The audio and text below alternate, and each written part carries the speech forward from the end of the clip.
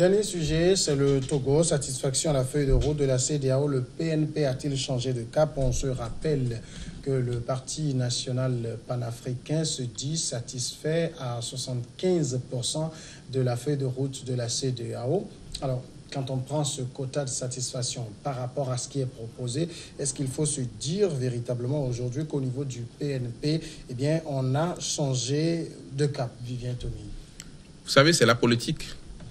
C'est la politique parce qu'après avoir passé le temps à dire Faure doit démissionner, il doit quitter avant 2020, il ne doit pas se présenter en 2020, on va faire un retour intégral à la Constitution de 92.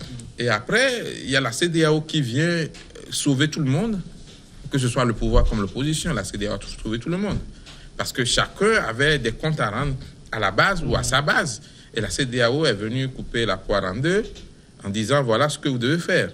Alors, le mieux, c'est de s'approprier effectivement les recommandations de la CEDEAO et d'essayer de trouver un discours politique autour de ces recommandations-là. Et c'est ce que la formation politique de Tikpi Achadam a pu faire.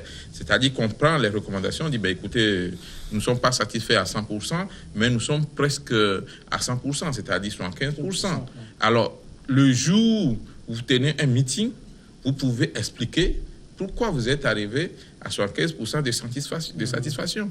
Mais si vous ne dites pas ce message, le jour où vous serez en face de votre base, la base vous demande, mais attention, vous avez envoyé ça, qu'est-ce que vous avez eu concrètement? Est-ce que la base est exigeante?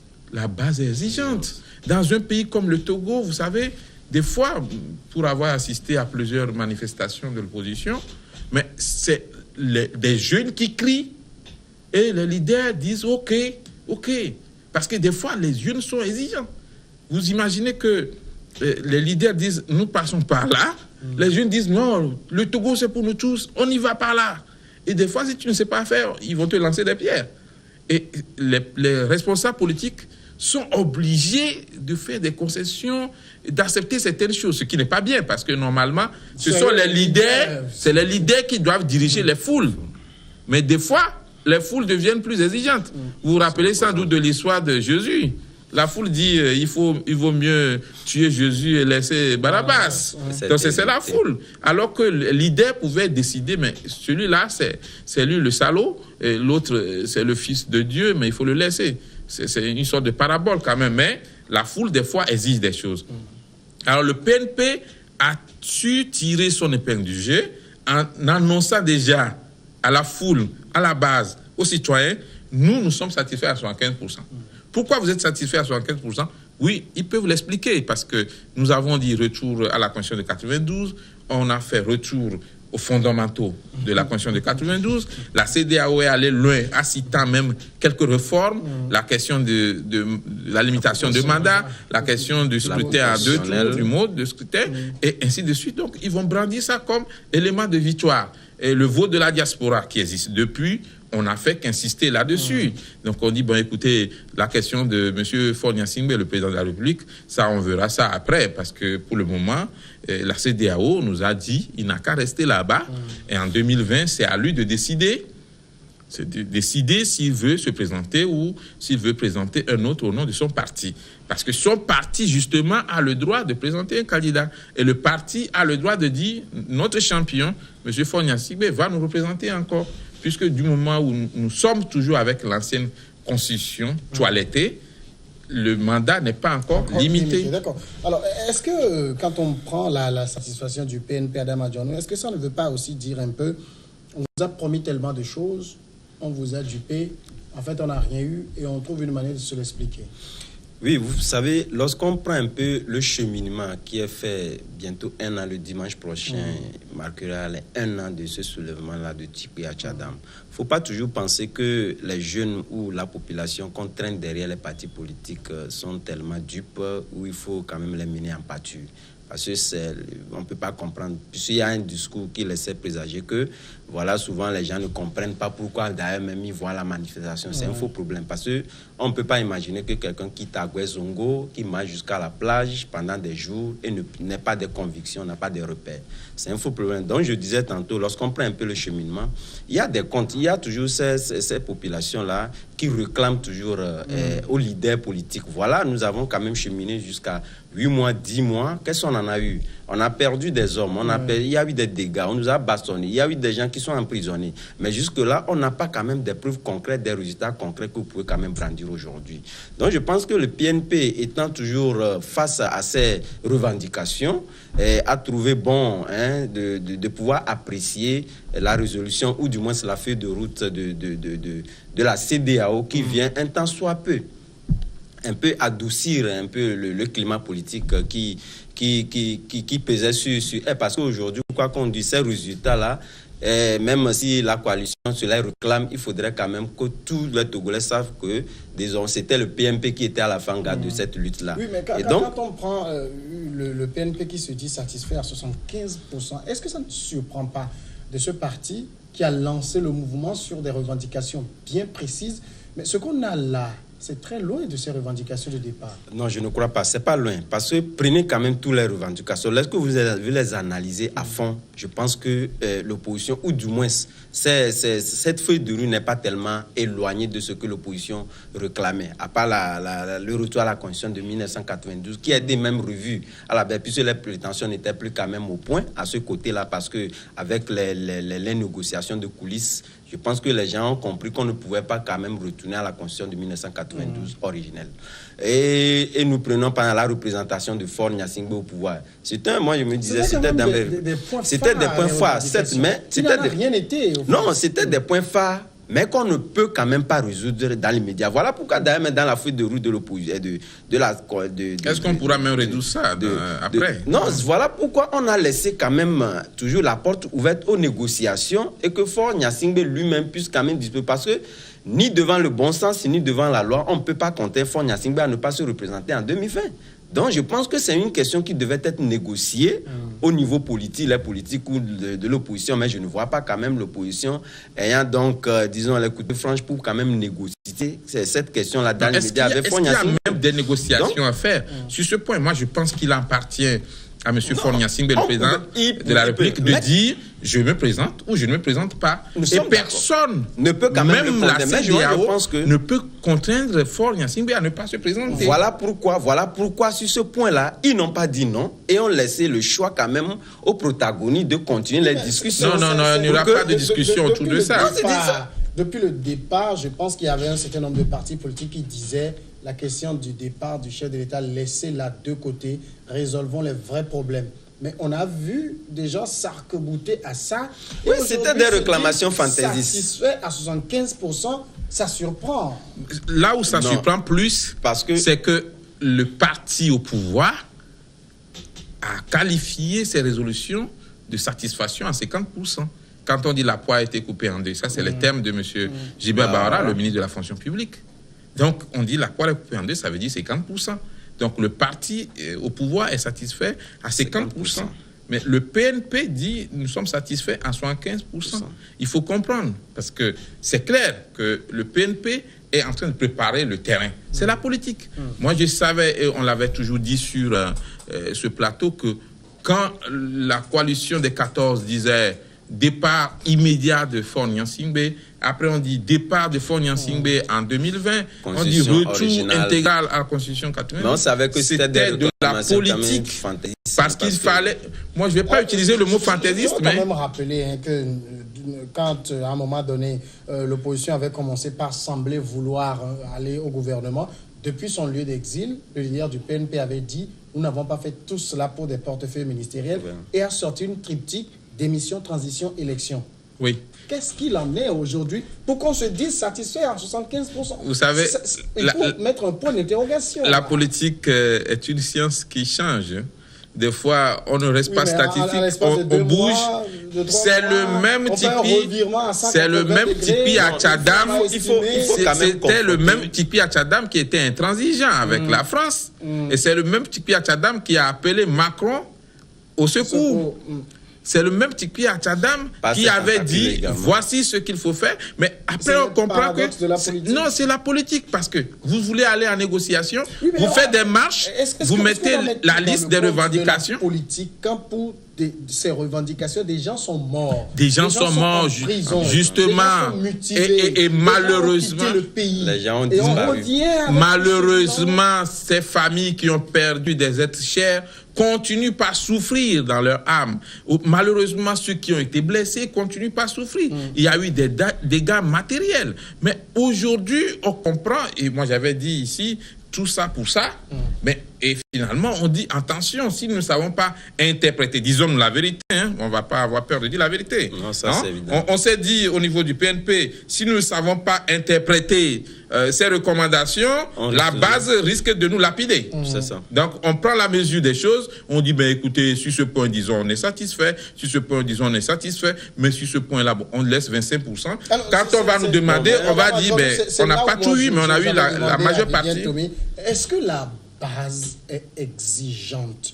Parce que vous nous avez fait sortir pour tant et aujourd'hui, on n'a rien quasiment de ça.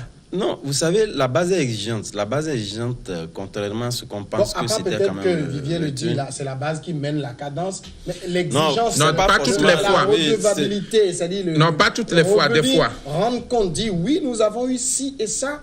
On n'a pas l'impression de ça. Non, tout à fait. Mais ce qu'il faut dire, moi je pense qu'il faut toujours confronter ces résultats acquis, lors de la feuille de route par rapport aux revendications originelles de PNP en lançant donc le mouvement le 19 août 2017. Il faudrait quand même faire cette comparaison. C'est vrai que ce discours-là a évolué par rapport à votre thèse triptyque que vous avez évoqué maintenant, puisqu'au début, le PNP n'avait pas dans ses revendications le retour à la Constitution de 92.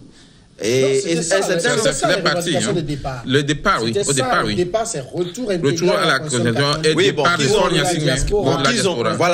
qu'ils ont revu quand même à la baisse, un peu les prétentions à baisser avec l'évolution des négociations. 5 points. Les gens ont dit qu'ils ont mis de l'eau dans leur vin, mais on a entendu quelques temps après, le chargé de la communication, Éric Dupuis, dit non, il n'y a pas eu de concession qui a été faite à ce niveau-là.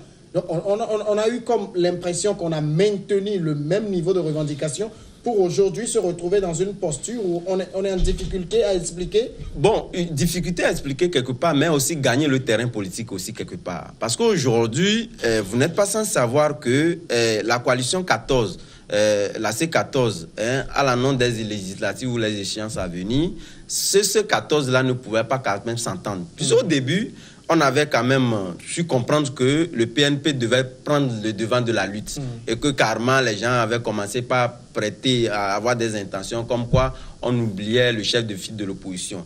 Donc cette conquête-là, je pense que les partis politiques... Mais ça, ce sont des interprétations. Ce sont des interprétations, je suis d'accord. Mais au jour d'aujourd'hui, déjà, les dates des élections sont annoncées et que personne, même si on tend à dire que voilà, on ne pourrait pas tenir les dates, qu'il y aura glissement de dates et c'est consorts, mais quand même, il y a eu une date qui est donc prévue pour les élections. Il faudrait quand même gagner déjà le terrain politiquement parce que je ne vois pas le PNP quand même faire quand même encore route avec des gens pour les législatives. Il faudrait quand même prendre le devant de la lutte. Donc ça voudrait dire qu'il peut y avoir des surprises en politique. Donc ça voudrait dire qu'aujourd'hui, les discours vont toujours diverger pour quand même profiter d'un bord ou de l'autre. Moi, je pense que nous sommes dans ce schéma-là aujourd'hui. Bon, Vivien Tomi, est-ce qu'on est dans un jeu sain là?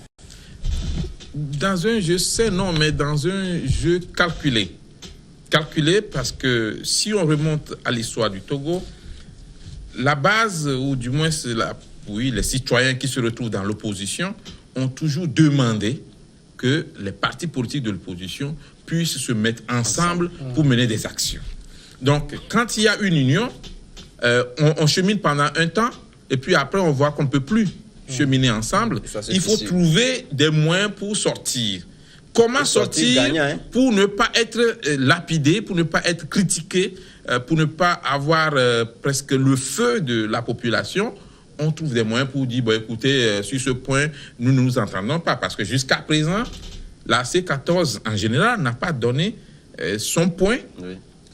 sur la feuille de route. Oui, non, je veux dire... soulever quelques... Oui, je veux dire des points avec pourcentage pour dire que nous sommes satisfaits à tel pourcentage. La C14... Est-ce qu'on ne peut pas considérer que les 75%, c'est le PNP parle au titre de la C14? Non, justement, puisque le PNP... En fait, tout le monde, dans la C14, ne nous voilons pas la face, tout le monde est venu se greffer sur une lutte amorcée par le PNP. Non, pas se greffer, mais ils se sont entendus pour se mettre ensemble. Il y avait une coagulation. Greffer, ça veut dire qu'il y a quand même l'arbre d'origine et puis il y a les branches qu'on est venu mettre. C'est pas ça le schéma. Non, ce sont des arbres qui se sont mis ensemble pour constituer une forêt, pour agir. J'évoquais tout à l'heure quand le leader du PNP depuis le Ghana, parce que les gens à un moment donné avaient commencé par vouloir faire lorgner sur le gouvernement, il a dit on n'a pas fait tout ça pour des portefeuilles ministériels. Tout le monde s'est ravisé. Oui, mais alors quel est l'objectif principal? C'est lui qui semble mener la cadence, en tout cas. Mais quel est l'objectif principal d'un parti politique? Le premier objectif, c'est la conquête du pouvoir. Et tout ce qui est fait aujourd'hui, c'est pour conquérir le pouvoir, pour l'exercer et montrer ce qu'on est capable de faire de mieux que le pouvoir qui est en place. Donc, dire qu'on n'est pas intéressé par les postes, peut-être qu'on n'est pas intéressé par les postes ministériels, mais on est intéressé par le fauteuil présidentiel. On est intéressé par le fauteuil présidentiel, mais ça fait partie de la conquête du pouvoir. Mais quand on est dans un regroupement d'opposition comme le cas de la C14, il peut avoir beaucoup de querelles, des divisions internes, mais on fait un effort pour ne pas montrer la réalité à l'opinion nationale et à l'opinion internationale. Mais à un moment, ça va s'éclater. Et le PNP a commencé par s'effrayer déjà un chemin en donnant un pourcentage pour dire que, écoutez, nous, c'est notre appréciation. Si vous voulez continuer par crier que vous n'êtes pas satisfait à même 45%, nous, on est satisfait à 75%. Alors, quand on prend cette note du PNP, 75%, peut-être si on met ça sur 20, ça fera peut-être 15 sur 20. Oui. C'est une très bonne note, si vous avez 15 sur 20. Est-ce que c'est la note du PNP ou c'est la note de la coalition?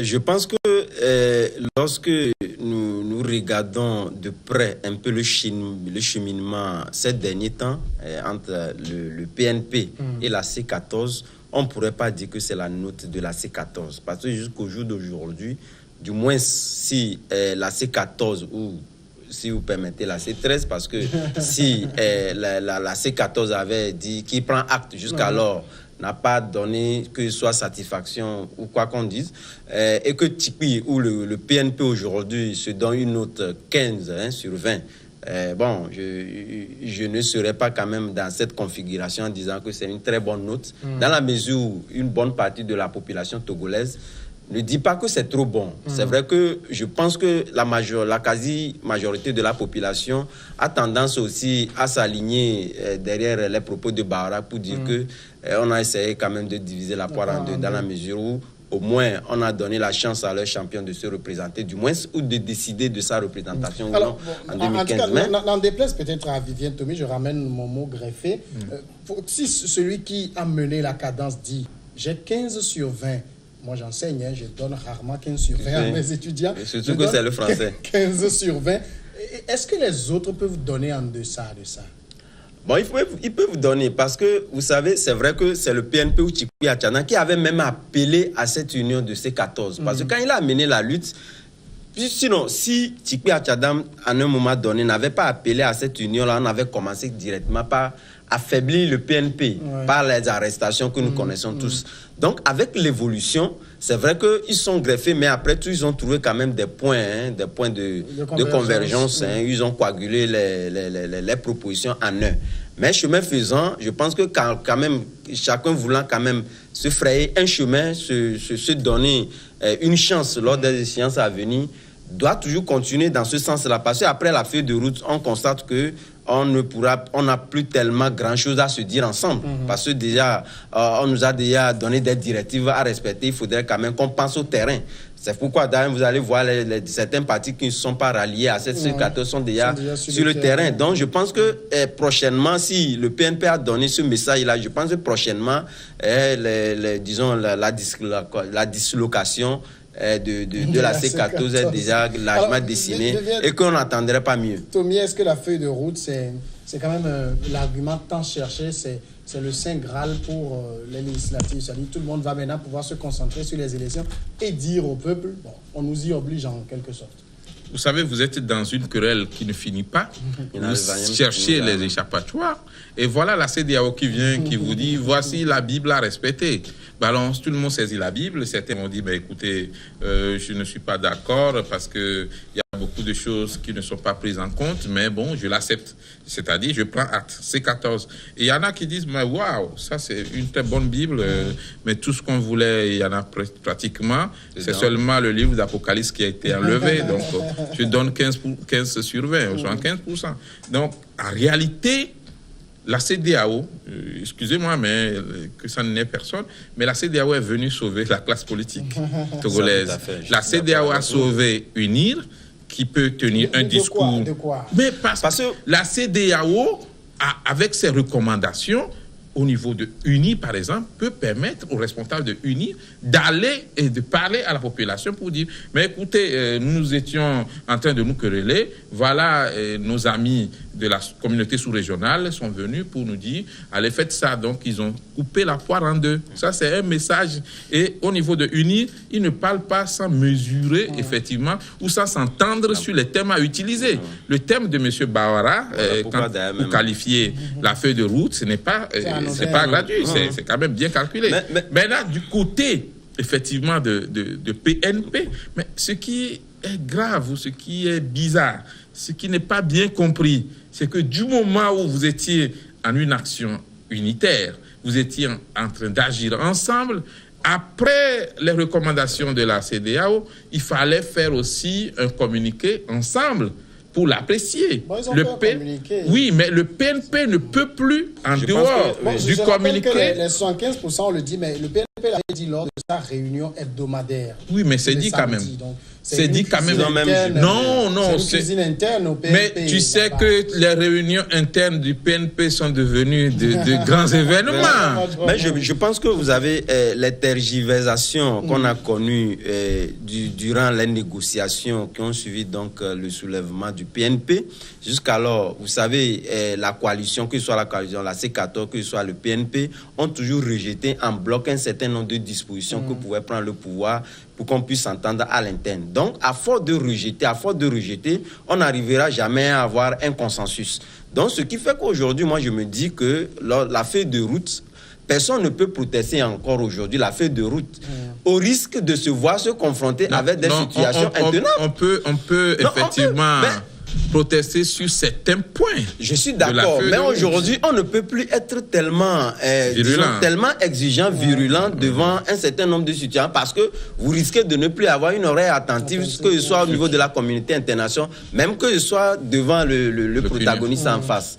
Donc aujourd'hui, chacun est obligé de s'aligner derrière cette feuille de route-là pour se tirer d'affaire. Parce que vous avez au moins quelques points. Ça, il faut brandir ça comme une victoire. Et maintenant, il faut savoir l'interpréter pour pouvoir convaincre la base. Alors, mais de l'autre côté, est-ce que ce que la feuille de route propose aujourd'hui, les Togolais n'auraient pas pu parvenir à ça entre eux-mêmes? Oui, mais c'est ça. C'est là où on a eu même à se les proposer. Eux-mêmes, c'est leur projet qui a été rejeté. On est revenu à la case de départ. La CEDEAO n'a fait que prendre les revendications de part et d'autre, les propositions, les suggestions. Qui les a sommés ensemble et puis les a proposés. La CEDEAO a essayé juste de voir quelle partie il faut aplaner, faire une sommation, ajouter un peu, ainsi de suite, et sortir cette feuille de route que tout le monde connaît au niveau de la classe politique. Quelques heures avant la sortie, tout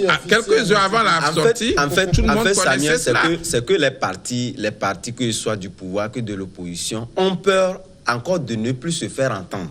Voilà pourquoi aujourd'hui, personne n'est plus prêt à rejeter cette feuille de route-là parce que on a bloc. perdu le temps. On ne peut pas rejeter en bloc. On ne peut pas. On peut contester certaines parties. C'est vrai que tout le monde, que ce soit du côté du pouvoir, que ce soit du côté de l'opposition, personne n'est totalement d'accord avec cette feuille de route-là, où il y a des points quand même à revendiquer. Mais aujourd'hui, de peur de tout perdre, on est obligé de faire avec et que on puisse expliquer à la population que voilà, on a divisé la poire en deux, de l'autre côté 75%, et l'opposition, s'il n'était pas quand même d'accord, devait sortir un communiqué pour dire que voilà, je rejette le truc, mais personne n'a rien dit. Non, ça voudrait dire que chacun... Non, mais ce qu'il faut noter aussi, c'est que avant cette feuille de route de la CEDEAO, la coalition, en général, la coalition des 14 avait initié des activités. Et le PNP avait dit, moi je ne trouve pas opportun de faire ces activités-là.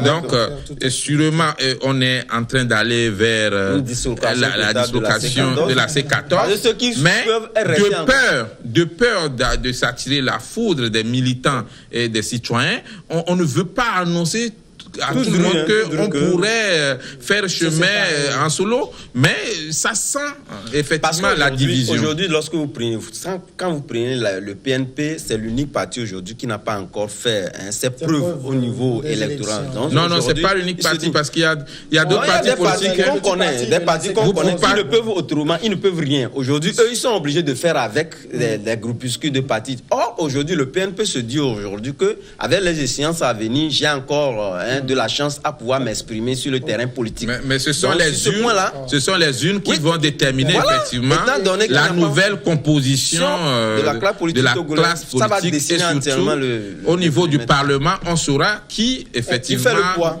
fait le poids au niveau de la population. Donc je pense qu'on en serait là dans les jours à venir. Merci Adam Matrono, Vision d'Afrique. Emmanuel Vivien Thomy, Plume Libre, merci à vous également. À vous tous qui avez suivi cette émission, merci, à demain.